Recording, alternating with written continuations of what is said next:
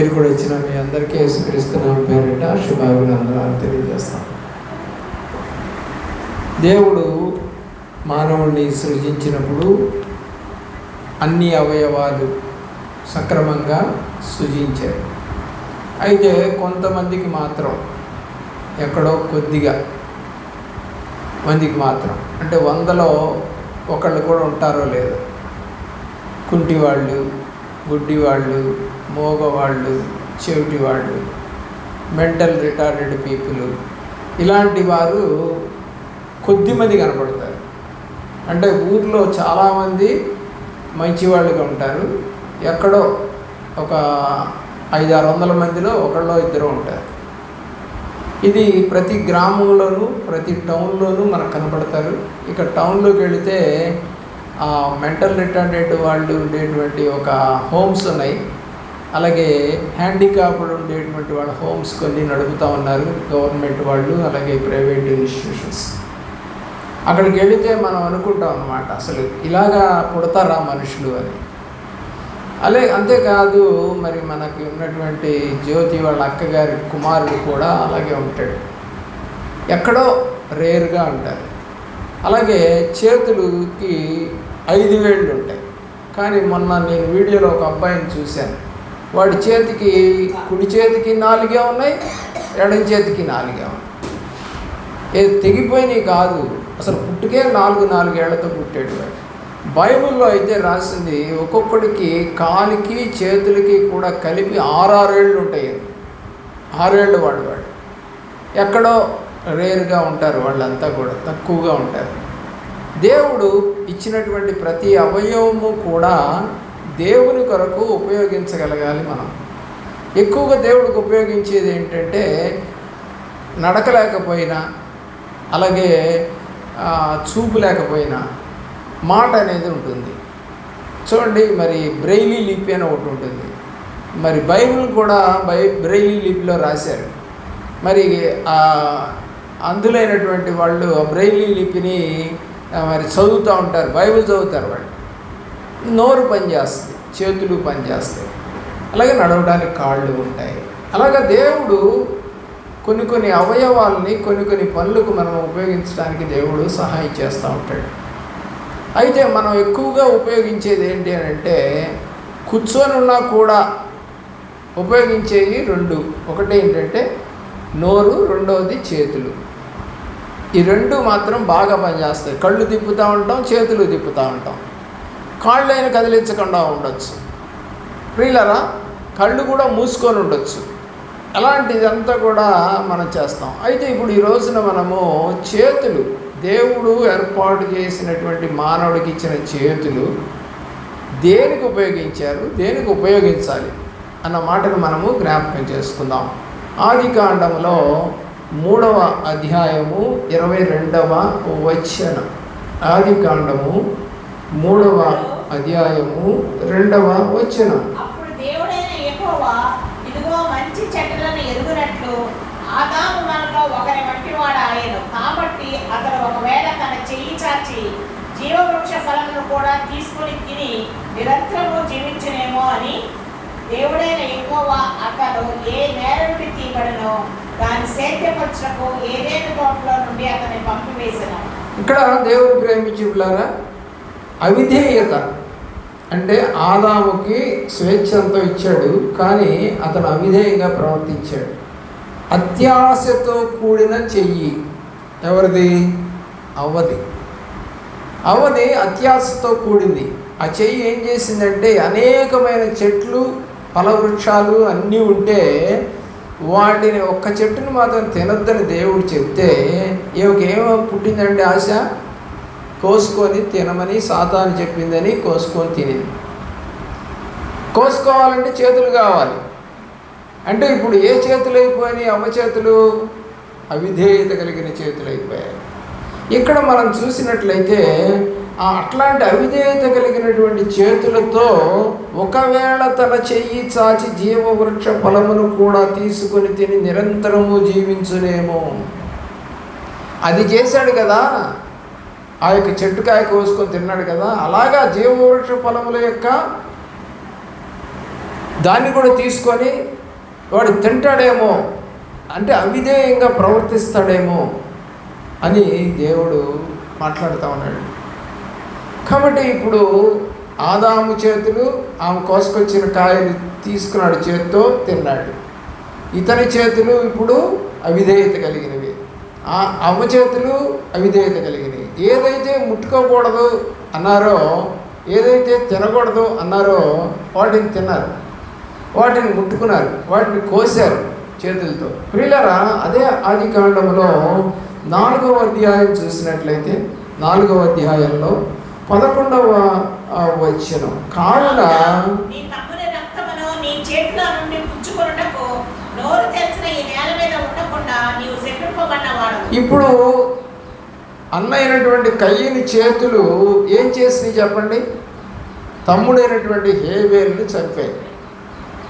బిగినింగ్లో ఉన్నదే ఇక ప్రపంచంలో 4 మనుషులు, ఆదాము, అవ్వ, కయ్యను, హేబేలు. 4లో ఒక వ్యక్తి మీద మరొకరికి అసూయ పుట్టింది లేదా కోపం వచ్చింది. ఎక్కడ దాకా తీసుకెళ్ళింది? అది చంపేంత వరకు తీసుకెళ్ళింది. ఇతని చేతులు ఏం చేశాయండి? అతన్ని చంపేశారు. ఎందుకు చంపాయో తర్వాత విషయం. ఎందుకంటే అతని అర్పణ దేవుడు అంగీకరించాడని, ఇతని అర్పణ దేవుడు అంగీకరించలేదని కోపం వచ్చేసేసి తమ్ముడిని చంపేశాడు. ఇక్కడ చెప్తున్నటువంటి మాట ఏంటంటే, దేవుడు తన చేతులతో 11వ వచనంలో నీ చేతిలో నుండి పుచ్చుకొనుటకు, ఏది? తన తమ్ముని రక్తం చేతికి అంటుకుద్ది కదండి చంపేసినప్పుడు. నీ చేతితో పుచ్చుకొనుటకు నోరు తెరచిన ఈ నేల మీద ఉండకుండా నీవు శపించబడుతుంది. ఒక వ్యక్తి ఒక అతన్ని చంపినందుకు, తన ఇంట్లో వాళ్ళనే చంపినందుకు దేవుడు ఏం చేస్తున్నాడంటే అన్నది శపిస్తూ ఉన్నాడు.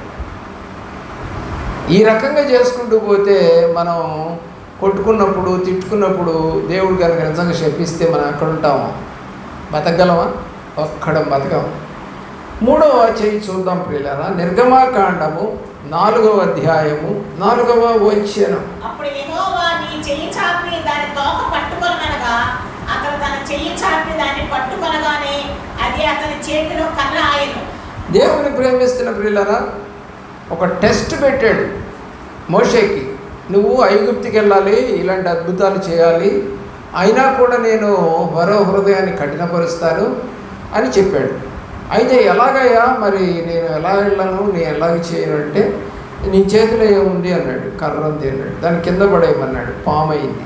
చూడండి 3వ వచనం. అప్పుడు ఆయన నేలను దాన్ని పడవేయమనడం, అతడు దాని నేల పడవేయగానే పామాయను. చూసారా? పాము మరి తన చేతుల్లో నుంచి ఉన్నటువంటి కర్ర పాము అయిపోయింది. ఇది ఒక అద్భుతం అన్నమాట. బైబిల్లో చాలా అద్భుతాలు ఉన్నాయనుకోండి. బిగినింగ్ నుంచే దేవుడు చేతులతో చేసినటువంటివి, మాటలతో చేసినవన్నీ అద్భుతాలు బిగినింగ్ నుంచి కూడా. ఆకాశమును, అలాగే నక్షత్రములను, నేలను, అలాగే సముద్రమును అన్నీ కూడా కలుగును గాక అంటే కలిగే. కాబట్టి ప్రతిదీ అద్భుతంగానే కనబడుతుంది బైబిల్లో.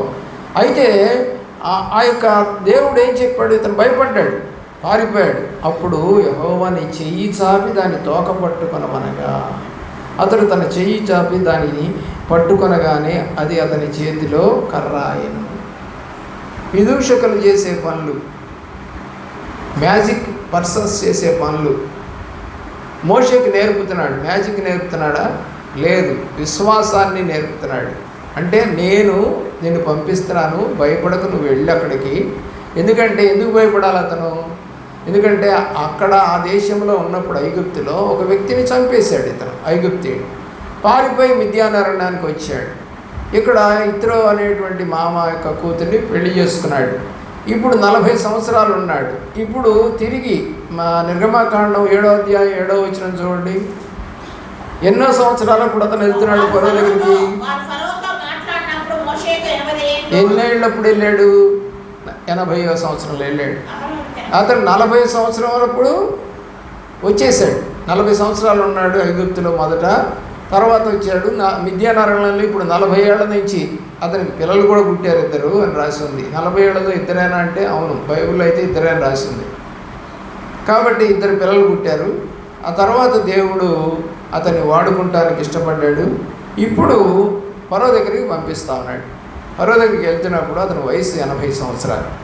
దేవుని ప్రేమిస్తున్నటువంటి ప్రియబిడ్డలారా, ఈ ఫరో దగ్గరికి వెళ్ళేటప్పుడు ఏం తీసుకొని పోయాడండి?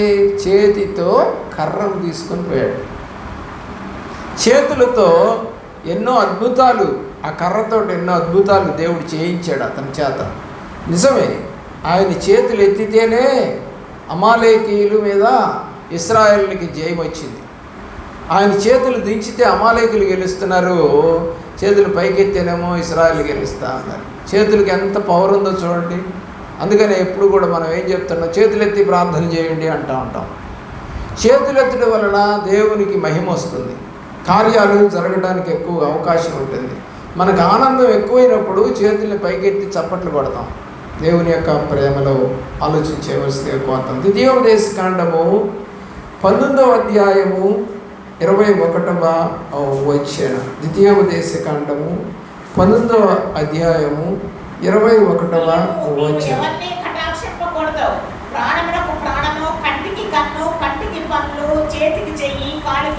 ఇక్కడ దేవుని ప్రేమిస్తున్న ప్రియబిడ్డలారా, దేవుడు విషయంలో తప్పు చేస్తే, ఈ దేనితో తప్పు చేస్తే ఆ అవయవాన్ని తీసేయమన్నాడు. అది విధి అన్నాడు. నీవు ఎవరిని కటాక్షింపకూడదు. అది కొడుక, కూతుర, భార్య, పిల్లల, ఇంకెవరనేది లేదు. ప్రాణములకు ప్రాణం తీసి, కంటికి కన్ను తీసి, పంటికి పళ్ళు పోగొట్టు, అలాగే చెయ్యికి చెయ్యి, కాలికి కాలు. ప్రియులరా, చేతుల్లో ఎంతో మహిమ కలిగినవి. దేవుని చేతులు ఎంతో మహిమ కలిగిన చేతులు. ఎందుకంటే అతను ముట్టుకున్నాడు, అతను ఆశీర్వదించాడు, అతను విరిచాడు, అతను హత్తుకున్నాడు, కౌగిలించుకున్నాడు. చాలా చాలా పనులు బైబిల్లో దేవుడు చేతులతో చేసిన పనులు. గుడ్డివాడి కన్నులు బురద మట్టి పూసి తెరిచాడు. ఎన్ని ఉన్నాయి అనుకుంటున్నారు దేవుడు చేసిన అద్భుతాలు చేతులతో. కాబట్టి మనం కూడా మన చేతులతో ఏమైనా ఒక మంచి పని, ఒక అద్భుతమైన పని, దేవునికి ఇష్టమైన పనులు చేస్తున్నామా? చాలామంది చేస్తారు. మందిరం ఊడుస్తారు, తుడుస్తారు, అలాగే సేవకుడికి అన్నం వండి పెడతారు, అలాగే సేవకుడికి వస్త్రాలు ఉతుకుతారు, అలాగే ఆవరణంతా ఊడుస్తారు, ఏమండి, అలాగే పాటలు పాడతారు, వాయిద్యాలు వాయిస్తారు. చాలా చాలా పనులు చేస్తాం చేతులతోనే. వర్క్ అంతా కూడా నోరు లేకపోయినా చేతులతో వర్క్ చేయొచ్చు. దేవుని యొక్క ప్రేమలో ఆలోచన చేయండి. ఈ మాటలో న్యాయాన్ని విధిస్తూ ఉన్నట్టుగా మనకు కనపడతా ఉంది. 1 సమూయేలు గ్రంథం 19వ అధ్యాయం 9వ వచనం. 19వ అధ్యాయము 9వ వచనం.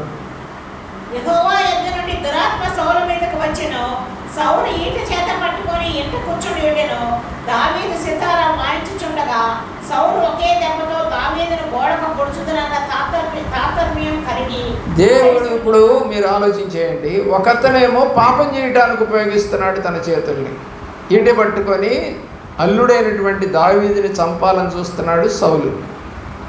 మరి ఒకతను ఏం చేస్తా ఉన్నాడు చూడండి, అల్లుడు సితారా పట్టుకొని దాన్ని వాయిస్తూ ఉన్నాడు. ఆ చేతులకి ఈ చేతులకి ఎంత తేడా ఉందో చూడండి.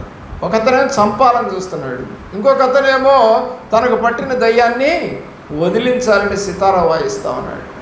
ఎవరు గొప్ప చేతులు ఇప్పుడు అని ఆలోచించేస్తే దావీది గొప్ప చేతులుగా మనకు కనపడతాయి.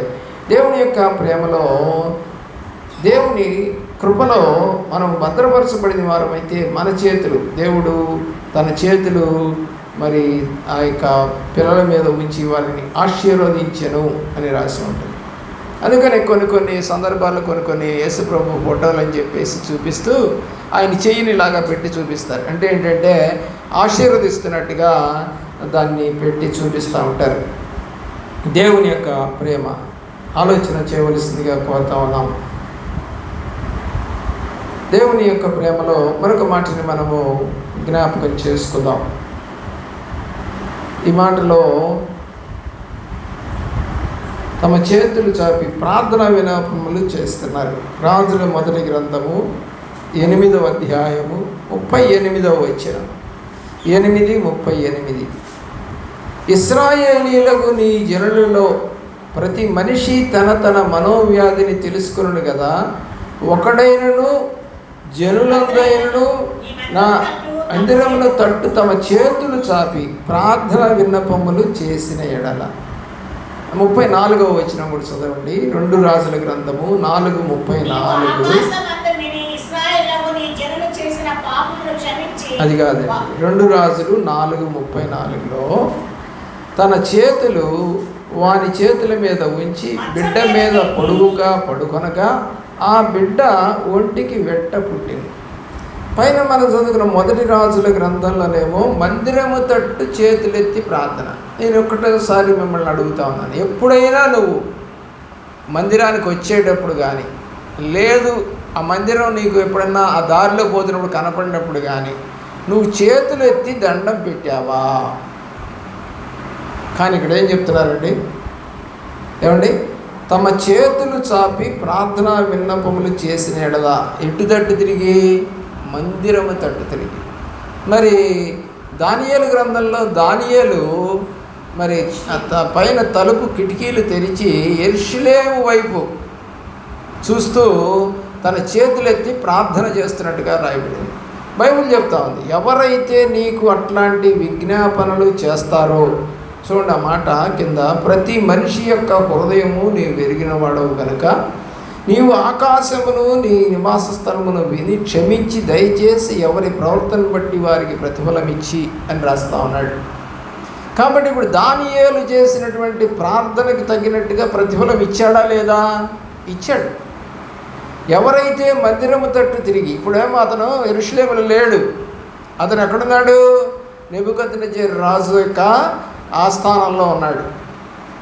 అక్కడ నుండి తనకిచ్చిన గది యెరూషలేము ఎటువైపు ఉంటుందో అటువైపు. చూడండి, ముస్లిమ్స్ మీరు గమనించండి, మక్కా ఎటువైపు ఉంటుందో అటువైపు తిరిగి వారు దోహా చేస్తూ ఉంటారు, అటువైపు చేతులెత్తి ప్రార్థన చేస్తూ ఉంటారు. మక్కా వైపు, మక్కా ఏ దిక్కులో ఉంటుందో ఆ దిక్కులో తిరిగి చేస్తూ ఉంటారు. ప్రియులారా, దేవుని యొక్క ప్రేమ గమనించవలసిందిగా కోరుతా ఉన్నాం. మనము మన చేతులతో మనం ఏమి చేయాలని ఆశపడుతున్నాం. ఇక్కడ మనం చూస్తే ఒక వ్యక్తిని బ్రతికించడానికి ప్రవక్త అయినటువంటి ఎలియా తన యొక్క చేతులను మంచం మీద చాపి పండుకున్న తర్వాత బిడ్డ బతికాడు అని రాయబడతా ఉంది.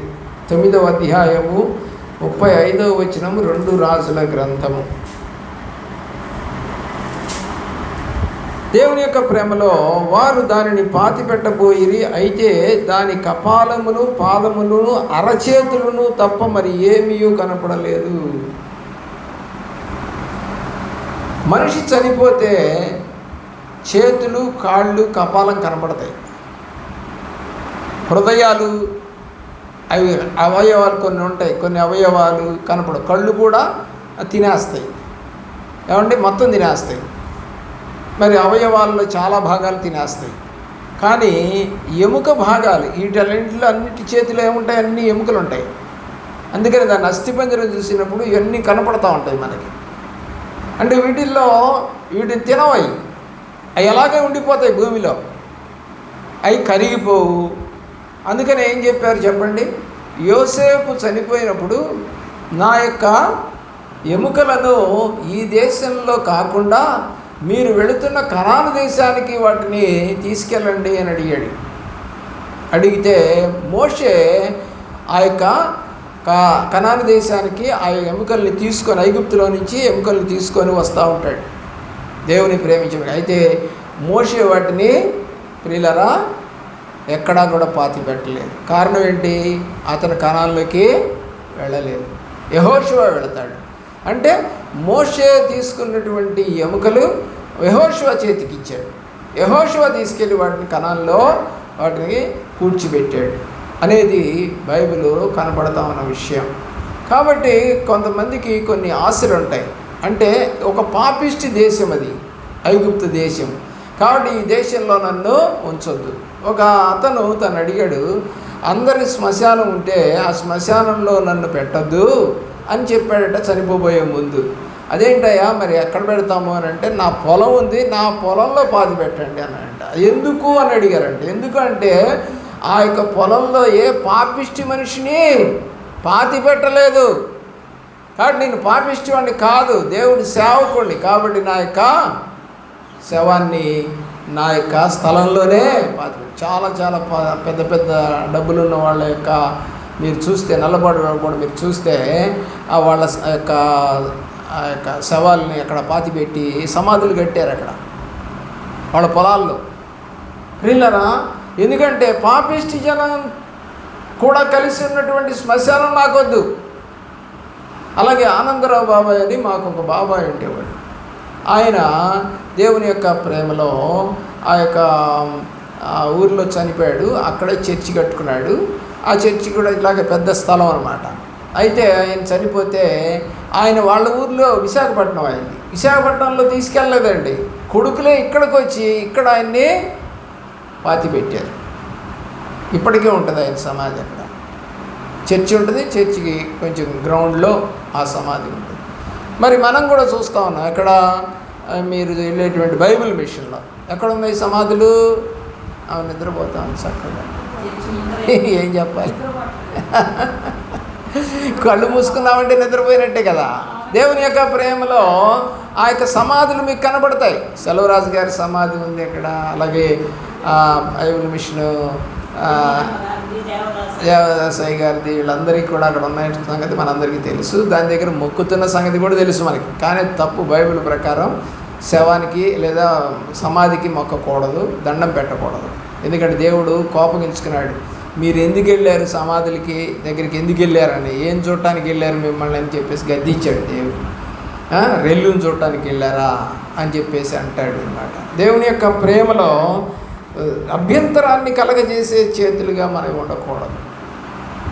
ఆలోచన చేయవలసిందిగా కోరుతా ఉన్నాను. బైబిల్లో అనేక రకాల చేతులు, అనేక రకాల పనులు చేసినవి మనకి కనపడతా ఉంటాయి. మరి మన చేతులు ఏం చేస్తూ ఉన్నాయి, మన చేతులు ఏం చేస్తే మంచిది అని ఆలోచన చేస్తే, మొట్టమొదటిగా ప్రార్థన చేయడానికి నీ చేతుల్ని వాడు. వెయ్యాలి, ప్రార్థన చేయడానికి నీ చేతులను ఉపయోగించు. మందిరం కనపడితే కనీసం ఒక్కసారన్నా ఊరికి అట్లా పైకెత్తి దేవా నీకు స్తోత్రం అయ్యా అని చెప్పి, నీ పని ఏదో ఉంటే ఆ పని చెప్పి నువ్వు ముందుకెళ్ళటం నేర్చుకో. హిందువులు గుడి తలుపులు వేసినా కూడా దాని మీదగా పోతా ఉంటే దండం పెట్టుకొని పోతారట. ఆర్సీఎం చర్చిలో వాళ్ళు కూడా ఆ ఆర్సీఎం చర్చి మీదగా పోతా ఉన్నప్పుడు వాళ్ళు దండం పెట్టుకొని పోతూ ఉంటారట. మరి మిగతా చర్చి వాళ్ళు ఎందుకు చేయరు ఈ పని?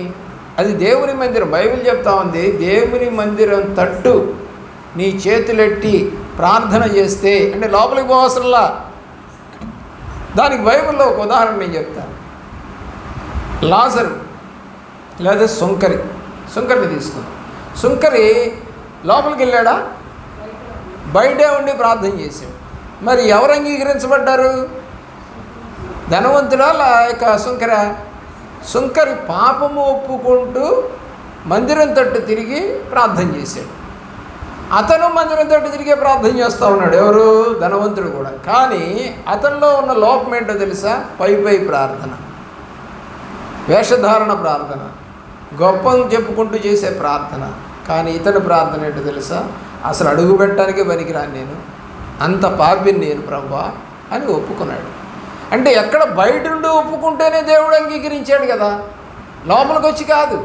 రక్షణ పొందాడా లేదో కూడా మనకు తెలియదు. అతను ప్రియులారా, అతను బాప్తీజం తీసుకున్నాడా లేదా? యాక్చువల్గా సుంకరులు ఎవరు కూడా బాప్తీజాలు తీసుకోరు. ఎందుకంటే జక్కయ్య కూడా సుంకరే కదా. జక్కయ్య కూడా బాప్తీజం తీసుకోవాలా. ప్రభువారిని చేర్చుకున్న తర్వాత అతను మారినట్టుగా బైబిల్ చెప్తుంది. దేవుడు ఇతను అబ్రహాం కుమారుడే అని చెప్పాడు 9వ వచనంలో, 19వ అధ్యాయం లూకాసు వార్తలో. దేవుని యొక్క ప్రేమలో మనము ఏ చేతులతో దేవుణ్ణి ప్రార్థన చేస్తున్నామో అదే చేతులతో కొడతాం, అదే చేతులతో బెదిరిస్తాం, అదే చేతులతో ఎత్తి చూపుతాం, అదే చేతులతో ఎక్కసముగా మాట్లాడతాం, ఏయ్ అని మాట్లాడతాం. ఎన్ని రకాలుగా ఈ చేతుల్ని వాడతామో మనకు తెలుసు. నిజంగా దేవుని యొక్క ప్రేమలో మన చేతుల్ని దేనికి వరకు వాడాలి? దేవుని యొక్క ప్రేమలో నిర్గమాకాండము 6వ అధ్యాయము 1వ వచనం, 6వ అధ్యాయము 1వ వచనం. నిర్గమకాండము 6వ అధ్యాయము అందుకు 1వ యెహోవా, వచనం. ఫరోకు నేను చేయబోచున్న దానిని నీవు నిశ్చయముగా చూచెదవు. బలమైన హస్తము చేత అతడు వారిని పోనిచ్చును. బలమైన హస్తము చేతనే అతడు తన దేశముల నుండి వారిని తోలివేయనని మోషేతో అనెను. ఎలాంటి చేతులంట?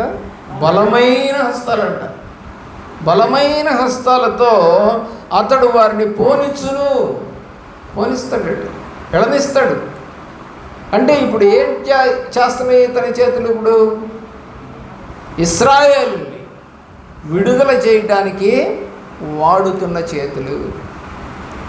దేవుడే చెప్తున్నాడు, ఇశ్రాయేలుని బలమైన హస్తముతో దాన్ని పంపించడానికి వాడుతున్నటువంటి చేతులు. దేవుని యొక్క ప్రేమలో జ్ఞాపకం చేస్తున్నాడు. అయితే అతడు తన దేశంలో నుండి వాటిని తోలివేయుని మోషేతో చెప్పాడు. నిశ్చయముగా బలమైన సుజాతుడు వారిని పోనిస్తాడు, భయపడబాకండి అని చెప్తా అన్నాడు.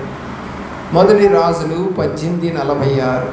1 రాజులు 18వ అధ్యాయము 46వ వచనం.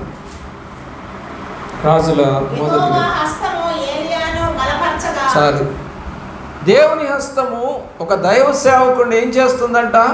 బలపరుస్తూ ఉంది. మనము బలపరచబడటానికి మన పిల్లల్ని మన చేతులతో వాళ్ళు కష్టాల్లో ఉన్నప్పుడు, వాళ్ళు బాధల్లో ఉన్నప్పుడు, వాళ్ళు ఇరుకులో ఉన్నప్పుడు, వాళ్ళకి దెబ్బలు తగిలినప్పుడు, వాళ్ళ అనారోగ్యంలో ఉన్నప్పుడు వాళ్ళ యొక్క తలకాయని, వాళ్ళ యొక్క చేతులని మన చేతుల్లో తీసుకొని ఆదరణగా మాట్లాడతాం వాళ్ళతో. అంటే వాళ్ళు బాగుపడతారని, నెమ్మది కలిగి ఉంటారని. మన హస్తాలు వాళ్ళ చేతుల్లో పెట్టినప్పుడు వాళ్ళకి ధైర్యం వస్తుంది. ఇది వాస్తవం. మీరు ఎన్నైనా అనుకోండి, మీరు రోగి దగ్గరికి వెళ్ళి పైపైన పరామర్శ కాకుండా వాళ్ళ చెయ్యి పట్టుకోండి, వాళ్ళకి ఎంత ధైర్యం వస్తుందో. కానీ చాలామంది పట్టుకోరు. పాస్టర్ గారు అయితే మాత్రం పోయి ఏం చేస్తాడంటే ఫస్ట్గా వాళ్ళకి సెకండ్ ఇవ్వడానికి ప్రయత్నం చేస్తాడు.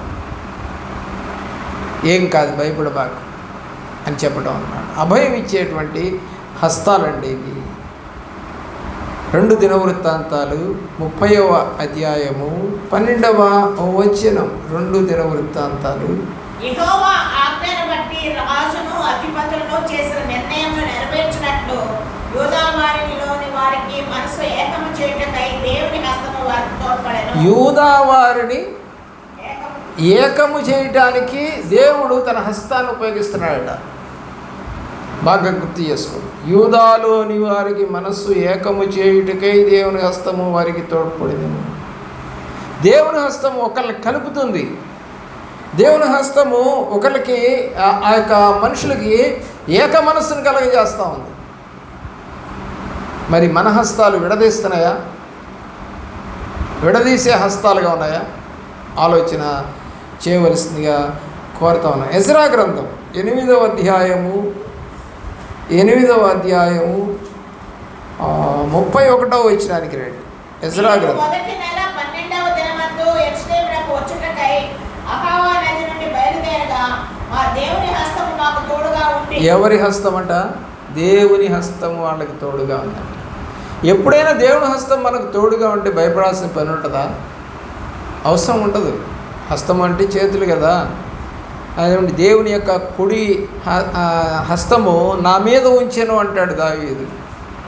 జనరల్గా ఎడమ హస్తం పెడితేనేమో దీవెన తగ్గిపోతుంది, కుడి హస్తం పెడితేనేమో దీవెన ఎక్కువ అవుతుందట. అందుకని కుడి చేత్తోనే దానం ఇవ్వాలంటారు, ఎడం చేత్తో ఇవ్వకూడదట. కుడి చేత్తోనే దానం ఇస్తాం. ఎడం చేయి ఏం చేస్తా అంటే ఊతం ఇస్తుంది అన్నమాట కుడి చేతికి. అంటే ఇట్లా పట్టుకుంటుంది, మోచేతిని పట్టుకొని దానం అంటే వేయడానికి ఉపయోగిస్తుంది. అంతే తప్ప ఎడం చేతితో దానం ఇవ్వకూడదట అంటారు. నాకైతే తెలియదు అంటారు. ప్రియులారా, కీర్తన గ్రంథము 48వ అధ్యాయము 10వ వచనం. 48వ సంకీర్తన 10వ చరణం. దేవా, నీ నామము ఎంతో గొప్పదో, నీ కీర్తియు భూదిగంతముల వరకు అంత గొప్పది. నీ కుడి చెయ్యి నీటితో నిండి ఉన్నది. కుడి చెయ్యి, ఇందాక నేను చెప్తున్నాను అదే, కుడి చెయ్యి దేనితో నింపబడిందంటే దేవుడి యొక్క కుడి చెయ్యి నీతితో నింపబడినటువంటి దేవుని చెయ్యి లేదా దేవుని హస్తము. ప్రియులారా, యెషయా గ్రంథము 5వ అధ్యాయము ఎంత గొప్ప చేతిలో దేవుడి అంత కఠినంగా కూడా ఉంటాయి. 5వ అధ్యాయము 25వ వచనానికి వెళ్ళండి ప్రియులారా. యెషయా గ్రంథము 5వ అధ్యాయము 25వ వచనం. దానిని బట్టి యెహోవా కోపం ఆయన ప్రజల మీద మండుచున్నది. ఆయన వారి మీదకి తన బాహువు చాచి వారిని కొట్టగా. ఇందాక నీతి కలిగిన హస్తము, బలపరిచే హస్తము, ఆశీర్వదించే హస్తం అని చెప్పుకున్నటువంటి దేవుని హస్తమే ఇప్పుడు ఏం చేస్తుందంటే ఆయన బాహువు చాచుకొని కొట్టగా. చూసారా, దేవుని యొక్క బాహువు అలాగుంటుంది. ఆయన చివరి మాట, ఆయన బాహువు ఇంకనూ చాపబడి ఉన్నది, ఆయన కోపము చల్లారలేదు. కోపంతో మనం మాట్లాడినప్పుడు చేతులు దాస్తాం. జనరల్గా ఎప్పుడు కూడా చేతులతో మనము విన్యాసాలు చేస్తూ ఉంటాం కోపాన్ని చూపించడానికి కూడా. దేవుని యొక్క ప్రేమలో ఇదే గ్రంథములో 40వ అధ్యాయము 10వ వచనానికి రండి. 40వ అధ్యాయము 10వ వచనం. చాలు. దేవుని యొక్క హస్తము, పరిపాలించే హస్తం ఇది. తన బాహువు అంటే చేతులు, ఆ బాహువే తన పక్షమున ఏలుచుండగా ప్రభువు యెహోవా తానే శక్తి సంపన్నుడై వచ్చును. దేవుని యొక్క ప్రేమ, పరిపాలించే హస్తం. ఈ లోకాన్నంతా పరిపాలిస్తున్నది ఆయన హస్తమే, ఆయన మాటలే. ప్రియులారా, శాసనమును వ్రాయించిన హస్తము. దానియేలు గ్రంథం 5వ అధ్యాయం, దానియేలు గ్రంథం 5వ అధ్యాయం 24వ వచనంలోనికి వద్దాం ప్రియులారా.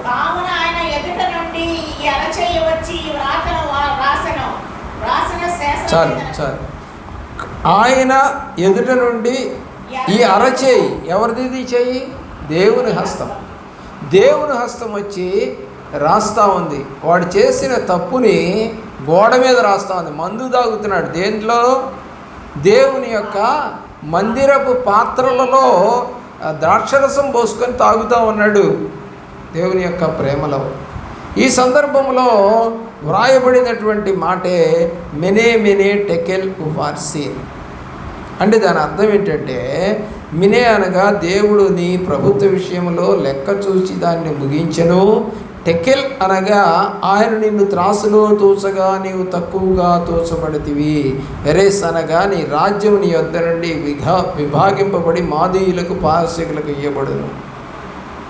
చూడండి, ఆ 3 మాటలు ఉన్నాయి అందులో. మెనే టెకెల్ ఉపార్సి. చిన్న మాటే, కానీ అర్థం ఎంతో ఉంది. ఎవరిది ఇది? దేవుని హస్తం వచ్చి రాస్తూ ఉంది, శాసనములను రాస్తూ ఉందండి.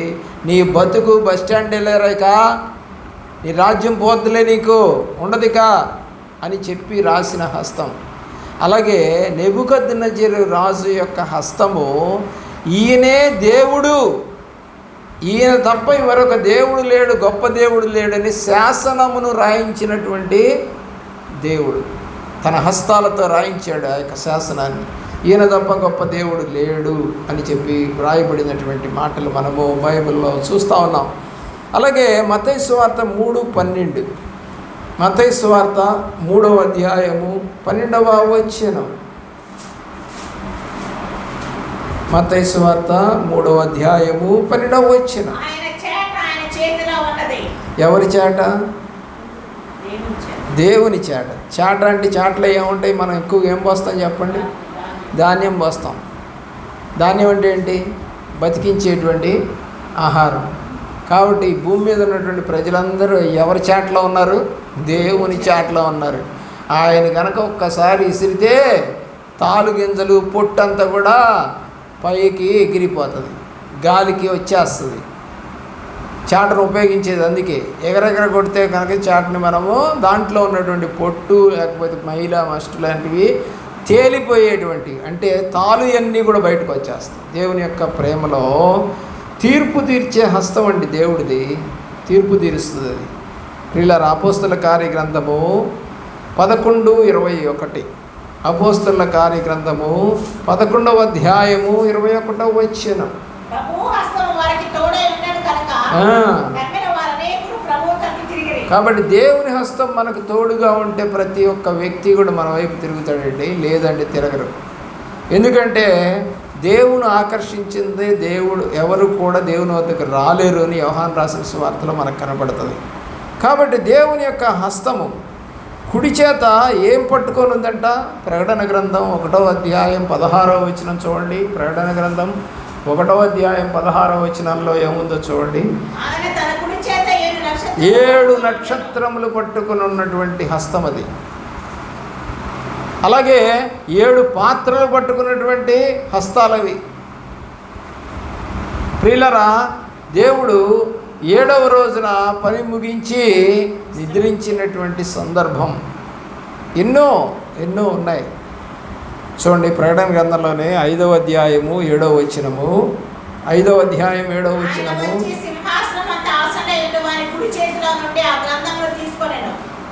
ఇప్పుడు ఏముందండి? కుడి చేతిలో అంటే హస్తములో ఏముంది? గ్రంథం ఉంది. మరి నీ చేతిలో కూడా ఇప్పుడు ఏముంది? గ్రంథం ఉంది. మరి ఈ గ్రంథంని నీవు చదువుతున్నావా?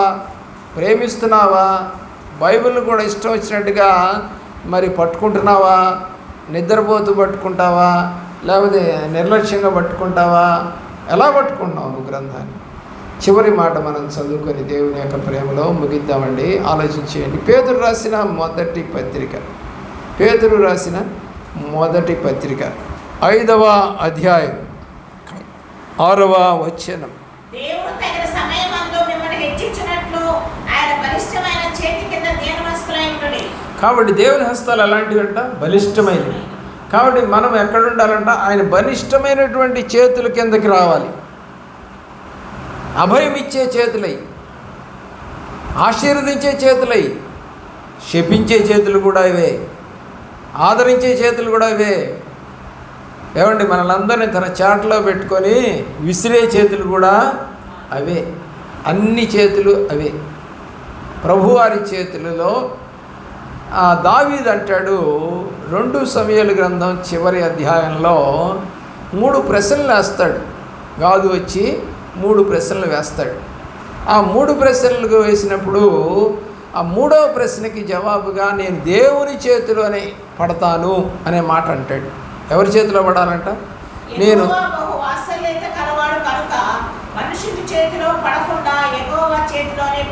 చూసారా, ఎవరి చేతిలో పడితే బాగుంటుంది అనుకున్నాడో దావీదుకి అర్థమైంది. కాబట్టి నువ్వు ఎవరి చేతిలో పడితే బాగుంటుంది? రౌడీల చేతిలోనా, దొంగల చేతిలోనా, అబద్ధికుల చేతిలోనా, లేకపోతే కోపిష్టివాడి చేతిలోనా, మూర్ఖుడి చేతిలోనా? ఎవరి చేతిలో పడతావు? ఈ లోకం అంతా కూడా సాతాను చేతుల్లో చెక్కబడి ఉన్నదని బైబిల్ సెలవిస్తూ ఉంది. యోహాను రాసిన మొదటి పత్రిక 5వ అధ్యాయము 19వ వచనానికి వెళదాం ప్రియులరా. యోహాను రాసినటువంటి మొదటి పత్రిక 5వ అధ్యాయము 19వ వచనం. లోకమంతయు ఎవరి చేతిలో ఉందంట? దుష్టుడి చేతిలో ఉందండి ఇది. అందుకని తేలికగా మోసపోతారు మనుషులు. ఎప్పుడైతే ఉచితంగా ఇస్తున్నాం మీకు 1+1 అన్నారనుకో, పరిగెత్తుకుంటూ పోతాం. అరే 1+1 ఎట్లా ఇస్తాడు? అదే ధరకి 2 చీరలు ఎట్లా ఇస్తాడు? అదే ధరకి 2 వస్తువులు ఎట్లా ఇస్తాడు? మరి దేవుడు మరి ఒక ప్రార్థనకి మరి అలాగా 2 రక్షణలు ఏమైనా ఇస్తాడా? 2 ఆశీర్వాదాలు ఇస్తాడా? ప్రతిదానికి ఒక ఆశీర్వాదం ఉంటుంది. 10th క్లాస్ రాస్తే 10th క్లాస్ సర్టిఫికేట్ వస్తుంది. ఇంటర్మీడియట్ రాస్తే ఇంటర్మీడియట్ సర్టిఫికేట్, ఏది రాస్తే దానికి సంబంధించిన సర్టిఫికేట్ వస్తుంది. అంతే తప్ప 2 సర్టిఫికేట్లు ఏమి ఇవ్వరు నీకు. కాబట్టి దేవుని యొక్క ప్రేమలో ఆలస్యం చేయొద్దండి. దేవుడికి ప్రార్థన చేయటానికి చేతులు ఎత్తండి. అలాగే చేతుల్ని ముక్కుళించండి. 2 హస్తాలు పట్టుకోండి. 2 హస్తాలతో పక్క పక్కన వాళ్ళని పట్టుకోండి. కలిగి చైన్ ప్రేయర్ చేయండి. మరి ఒకరికొకరు ఇద్దరిద్దరు ఎదురెదురుగా ఒకళ్ళ చేతులు ఒకళ్ళు పట్టుకొని మరి వాళ్ళ సమస్యలు వీళ్ళ సమస్యలు ప్రార్థన చేస్తూ ఉంటే ఏకీభవించండి. సంఘం గురించి ప్రార్థన చేయండి. బలపరచబడాలి అంటే హస్తాలు అవసరం. ప్రతి హస్తము కూడా దేవుని యొక్క బలిష్టమైన చేతుల కింద కనుక వెళితే ఆశీర్వాదాలు మెండుగా వస్తాయి. అలాంటి ఆశీర్వాదాలు నీకును నీ కుటుంబములకును మరి భారతదేశంలోనే కాదు ప్రపంచంలో ఉన్న క్రైస్తవ ప్రతి కుటుంబానికి దేవుడు అలాంటి మరి ఆశీర్వాదమును దయచేయునుగాక. మోకరించండి, ప్రార్థన చేసుకుందాం.